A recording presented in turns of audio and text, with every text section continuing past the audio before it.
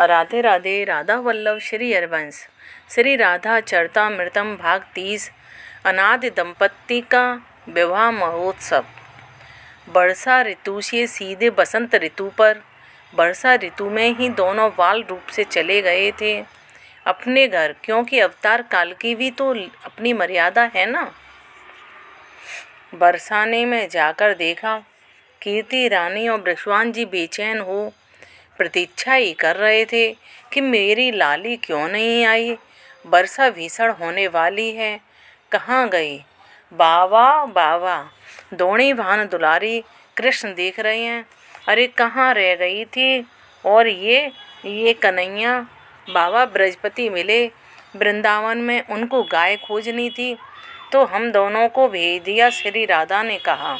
बृषवान जी हंसते हुए बोले, बृहस्पति वृद्ध हो गए हैं, उन्हें समझाना पड़ेगा कि देखो दोनों बालकों को अकेले रात्रि में ही भेज दिया। लाला चलो आप भी कुछ खा लो। कीर्ति रानी ने बड़े प्रेम से कृष्ण को महल भीतर चलने के लिए कहा। नहीं अब मैं चलूं, क्योंकि बादल जिस तरह से छाए हैं लगता है वर्षा जोरों से होगी, और मैं जितनी जल्दी नंदगांव पहुंचूं उतना ही अच्छा रहेगा। मेरी मैया भी उदास होंगी, कन्हैया ने कहा और जाने लगे। ले श्रीदामा भी आ गया। श्रीदामा तुम कन्हैया को नंदगांव पहुंचा दो, और सुनो वर्षा अगर तेज हो तो तुम भी रात्रि वहीं विश्राम कर लेना, ठीक है ना। श्रीदामा नंदगांव चले कन्हैया को लेकर। हे बज्रनाभ, एक रूप से श्री राधा कृष्ण अपने अपने घर में आ गए और दूसरे रूप से भांडीर वन में विवाह की तैयारियां चल रही हैं। इन अनाथ दंपत्ति के विवाह की तैयारी। हे गुरुदेव, दो रूप कैसे धारण किए इन युगलवर ने? ये कैसे संभव है? वज्रनाभ के इस प्रश्न को ज़्यादा महत्व नहीं दिया महर्षि सांडिल्य ने।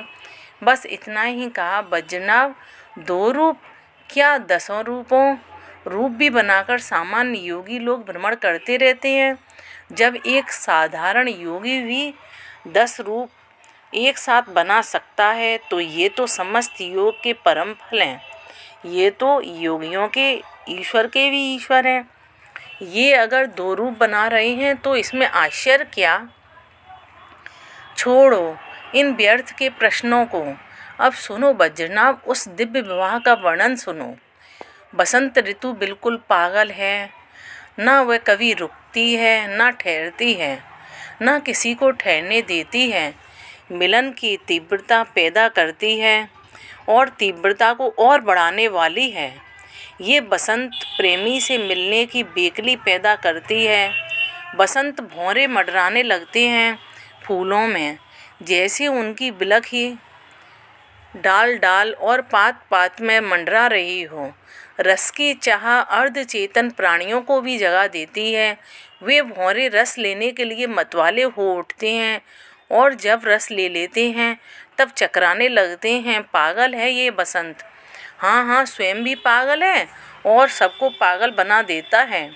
ऐसे बसंत में श्री हरि और उनकी हर प्रिया विवाह करने जा रहे हैं। उफ, ऋतु भी क्या चुनी है। श्री राधा की 8 सखियाँ हैं, उन 8 सखियों की भी 8 सखियाँ हैं। मुस्कुराते हैं महर्षि सांडिल्य।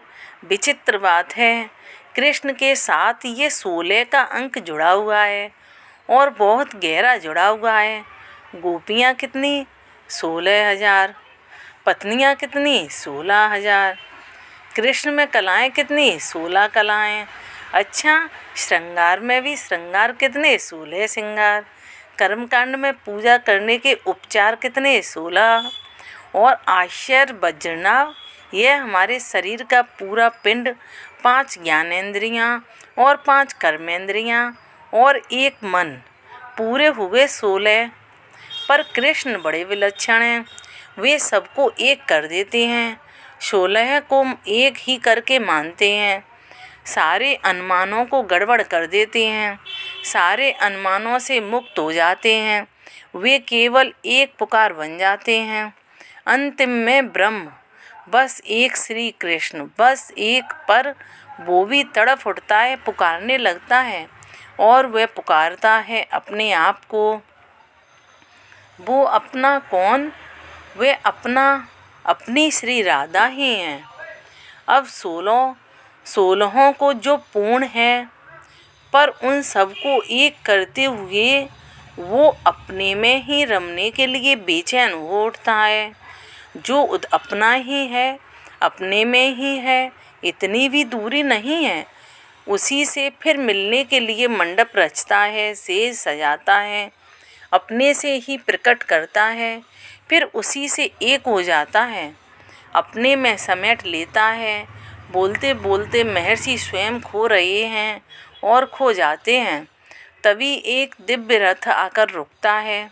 बज्रनाभ देखते हैं, ओह, ये तो हस्तिनापुर नरेश परीक्षित हैं।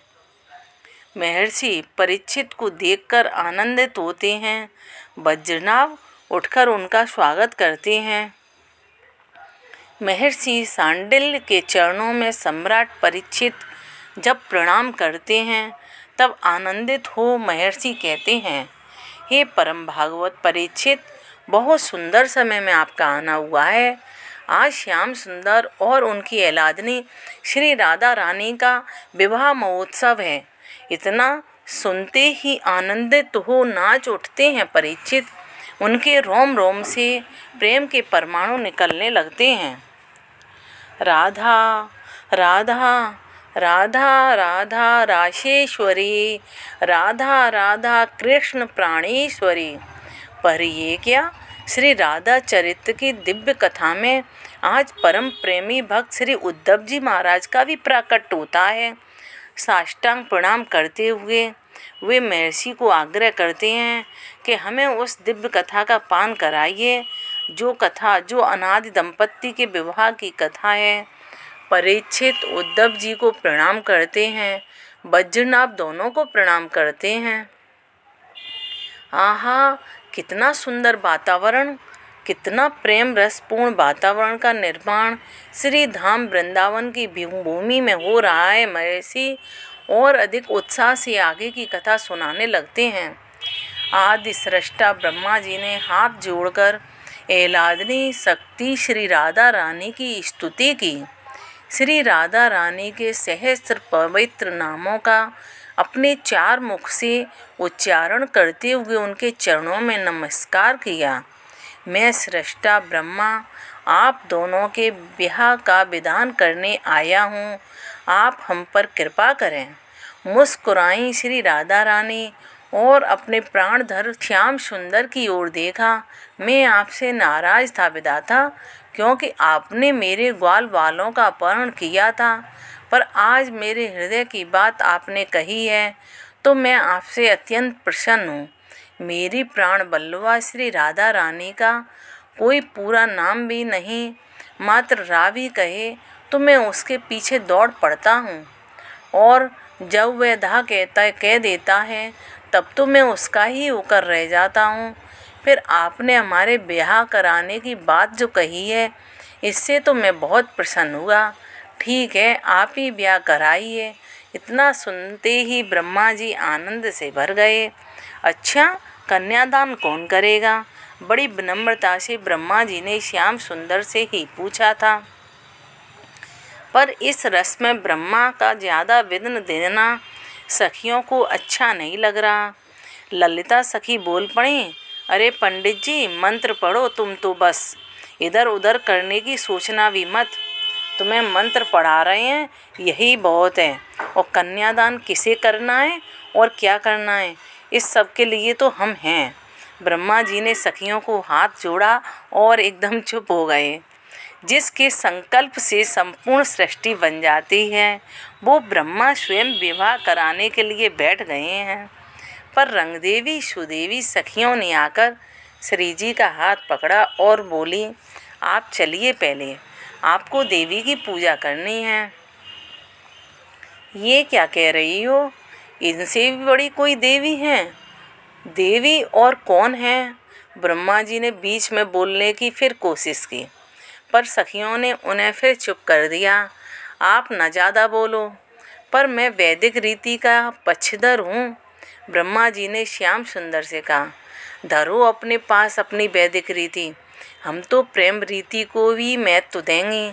इतना कहकर श्री जी का हाथ पकड़ा, बड़े प्रेम से सखियों ने उठाया, दूर कुंज में ले गईं। वहाँ एक देवी का विग्रह था।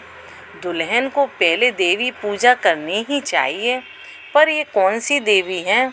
ललिता सखी ने कहा, ये नेह की देवी यानी ये प्रेम की देवी हैं। श्री जी ने उन प्रेम की देवी को बड़े प्रेम से पूजा, विधि पूरी की। फिर धीरे धीरे श्री जी को लेकर आईं उसी ब्याह मंडप में। रतन चौकी में दोनों विराजते हैं, पाग पहने हुए हैं। श्याम सुंदर मोरपंख उस पाग में शोभा पा रहा है। चंद्रिका श्री जी के माथे में सुशोभित है। काजल सखियां लगा देती हैं ताकि किसी की नज़र न लगे इन दोनों को, इन दोनों दूल्हा दुल्हन को। ये दोनों इतने सुंदर लग रहे हैं कि इनकी शोभा देखकर ब्रह्मा भी वेद विधि और वेद मंत्रों को भूल जाते हैं। तब सखियां ही ब्रह्म को वेद मंत्र याद दिलाती हैं या स्वयं ही संग पढ़ने लग जाती हैं। अग्निदेव स्वयं प्रकट हो गए हैं वेदी में। आहा देखो सखी, ये दोनों कितने सुंदर लग रहे हैं। सच में कहूँ तो इनको देखना ही इन नैनों की धन्यता है। सखियाँ दूल्हा दुल्हन को देख देख कर मुग्ध हो रही हैं। गठजोड़ करो। ब्रह्मा जी के कहने से पहले ही सखियाँ तैयार थीं। गठजोड़ किया ललिता सखी ने। फिर लालजू की ओर देखकर सजल नयन बोली, हमारी लाली को कभी छोड़ना नहीं। भांवरें पढ़ने लगीं। मंत्र पढ़ रहे हैं ब्रह्मा जी, गीत गा रही हैं सखियाँ।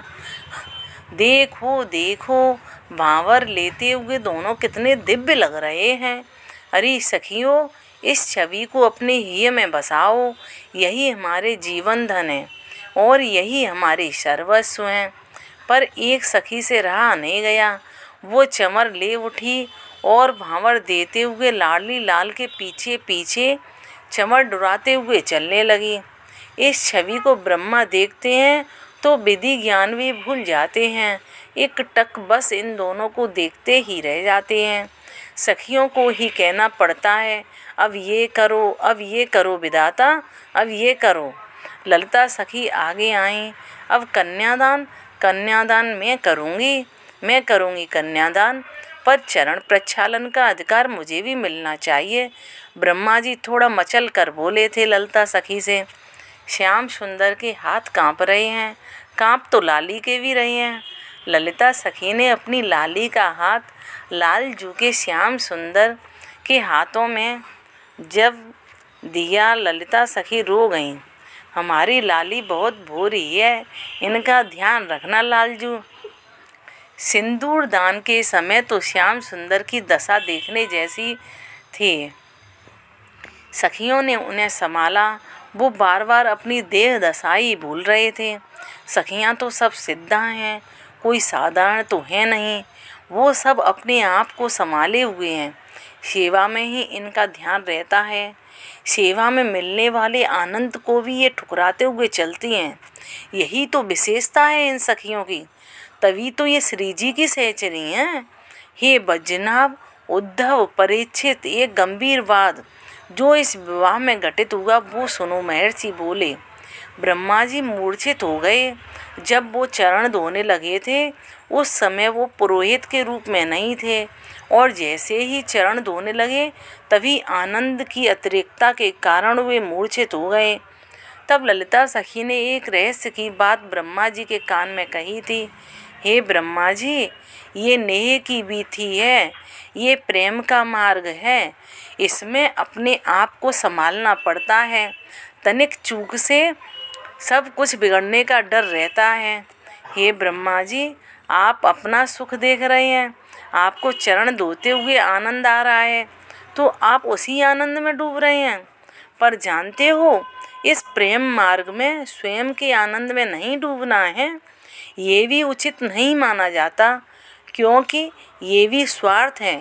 हमने अपने आनंद को महत्व दिया, पर हमें अपने आनंद को नहीं, अपने प्रिया प्रीतम के आनंद को महत्व देना है। ओहो, ऐसी प्रेम रहस्य की बात जब ब्रह्मा जी ने सुनी तो उनकी तो बुद्धि ही चकरा गई। वे उठे, उन्होंने युगल सरकार के चरणों में प्रणाम किया, फिर सखियों को भी हाथ जोड़कर प्रणाम किया। मुझे इस रस महोत्सव में सम्मिलित करने के लिए आप सब सखियों का बहुत बहुत धन्यवाद। हे युगलवर, हे प्रिया प्रीतम, इस रस को पाने का मैं कहाँ अधिकारी हूँ। मैं बुद्धिजीवी, पर ये रस बुद्धि से परे है। इसके द्वार तो हृदय से ही खुलते हैं। दक्षिणा मांगो पंडित जी। सखियों ने हंसते हुए छेड़ते हुए कहा। क्या विवाह संपन्न हो गया? ब्रह्मा जी ने उल्टा ही सखियों से पूछा। ब्याह अभी कैसे संपन्न होगा, पर आपकी वैदिक विधि संपन्न हो गई। हमारी न्याय विधि तो आगे चलती ही रहेगी। ब्रह्मा जी ने अपने चारों मस्तक धरती में रखकर प्रणाम किया। आप दोनों के चरणों में अविचल भक्ति हो, यही मेरी दक्षिणा है। मुस्कुराकर श्री राधा माधव ने ब्रह्मा जी को देखा और दिया। ब्रह्मा जी तो चले गए, पर सखियों की नेह देवी अब शुरू हो गई थी। तैसे ही रूप माधुरी अंग अंग, तैसे ही दोहन के नैन विशाल। चारों ओर आनंद छा रहा था। आनंद की धारा में बह रहे थे सब महर्षि, बजना, परीक्षित और उद्धव जी। अब नेह विधि शुरू हो रही है और तैसे ही चतुर सखी चौं ओरें, गावत राग सुहाग रसाल। राधा दुल्हन दूल्हा लाल। जय श्री हरवंश। राधे राधे।